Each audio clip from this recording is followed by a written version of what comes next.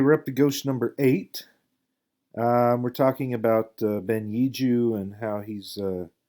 We're talking about Maimonides. Here's Maimonides. So, Maimonides, Ibn Maymun, they say that between Moses and Moses, there's no one but Moses. So, Moses Maimonides is the greatest Jewish scholar of the law since Moses, the guy who wrote the Bible back in the first 5 books back in the day. So, Maimonides is one of the greatest of the members of the Ben Ezra Mosque. He recorded that he spent a typical day rising very early to make the trip from Fustat to Cairo, where he spent his time waiting on the Sultan. It's about, I don't know, 5 miles or so. So he'd walk up there, take about an hour to get there from like 5 to 6, get there about 6 o'clock, stay there till about noon, waiting on the Sultan, treating whatever ailments his officials and his family might be suffering from. Then he'd walk back home around 4 o'clock. He just wants to eat, but his whole house is filled with people to treat.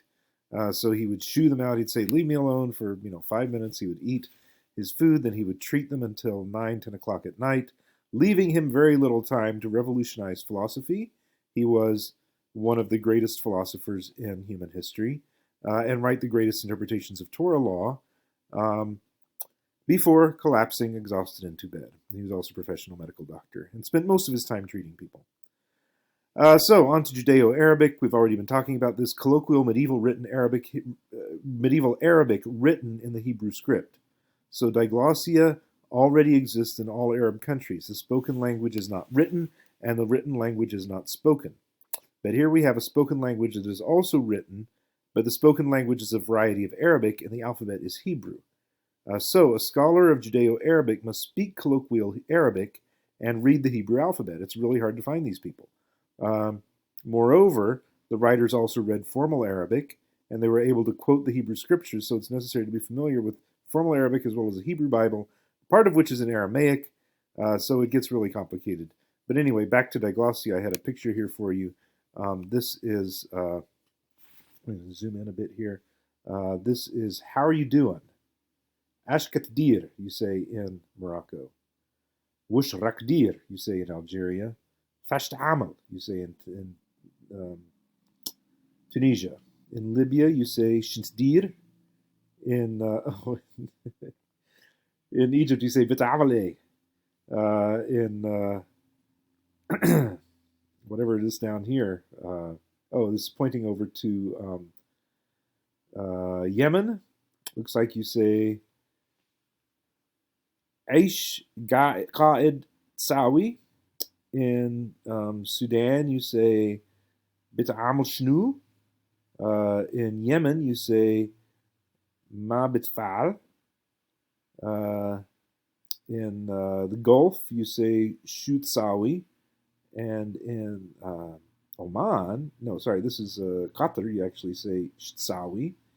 And in Oman, you say Mutsawi. And in Iraq, you say Ishdatsawi. Sawa means to go or to walk. The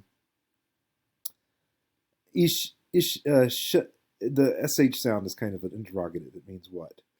Shu amsawi, and then that's in northern Iraq and Syria, northern Syria, southeastern Syria, is more like southern Iraq, and then in Syria you say Shu am ta'amal, and this is all, how are you doing, in Arabic. Wonderful language. Oh, here I have some pictures here of the Maulid in Cairo. As you can see, Santa Claus is a very important figure, as are horses and tinsel. Here's more Santas. Christmas is a big deal in the Muslim world. Muslims love Jesus and they love Christmas and they love to celebrate his birth. So that's not a big deal, at least in Egypt. Egyptians will party over anything. They're big into parties. There's Santa Claus again, and there's Allah, and probably Muhammad. So just recognizing that this is it is a Muslim festival, even though it's Christmas. Let's see. As Amitav Ghosh began to study the ancient manuscripts along the way, teaching himself ancient. So Amitav Ghosh had done his field work. See, Ghosh is a um, Ghosh is a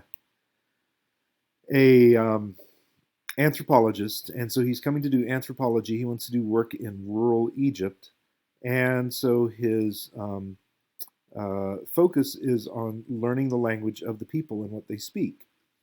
Along the way, when he's getting his PhD, he starts writing novels, and decides, since I think he won an award with his very first novel or something like that, he wants to become a novelist. So if you see him today, he's pretty much a novelist. He's a best-selling novelist. He writes great novels, historical novels mainly in South Asia and East Asia. Um, but he went ahead and finished his dissertation. But along the way, he got into this question of the slave um, from the manuscripts, and he's saying, I'd love to read this, and they're like, it's easy. You just teach yourself the Hebrew script, and you'll figure it out because you already speak colloquial Arabic. And what he discovered, this is the key, is that when he was reading the scripts, they're written in the Hebrew alphabet, but they're in the Arabic language. So it's like if you were reading, um, if you're trying to read Polish, Polish is in the Roman font. You can sound out the letters, you just can't speak it, or French or Spanish or whatever, right? They all use the Roman script. The Arabic script is just an alphabet. So you could use the Arabic script to write English, and you could figure out how to pronounce it. Once you figure out how to pronounce the Arabic script, then you can read it if it was written in English just using the Arabic script. So what they're doing is they're writing Arabic using the Hebrew script. Okay? So once he taught himself the Hebrew script, once he learned the sounds that the characters go to, he could figure out what most of the texts were saying was because he already spoke Arabic. He didn't have to learn Hebrew to do it. All he had to do was learn the Hebrew script. But he had, um, um, uh, when he did that, when he started reading them, he found out that many of the expressions used by these North African Arabic-speaking Jews 1,000 years ago were very similar to the expressions he had learned while living in Lataifa in 1980 to 81. So there you have it. I'm not sure what videos I was going to show you, but it's a very conservative part of the world, and things just look very much probably like they always have. So I'm going to stop here. That brings us up to Nishawi, and this will be after the break. So I'm telling you goodbye for a week. Keep up with the emails because I will be sending out hopefully much more organized series of things to do, and hopefully get a little bit caught up on these videos for the last half of the semester. Okay, see you later.